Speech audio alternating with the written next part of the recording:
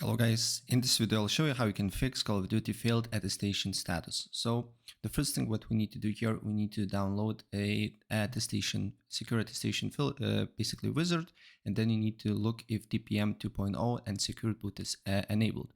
You should get this message here if it's enabled here, right?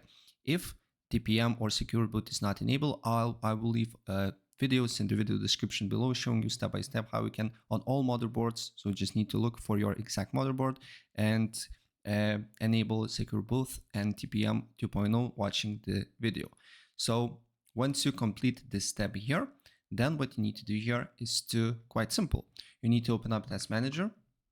On Task Manager, you need to go to Services, click on the service, one of the services here, and press C until you see COD.broker.service. And probably if you're getting this error here, for you is stopped. So you just need to start it. And then it should be running. And if your TPM and secure boot is enabled, if COD broker service is enabled as well, then you should not be getting that particular error, and it should be fixed. So that's pretty much it. And if I help you out, please press like.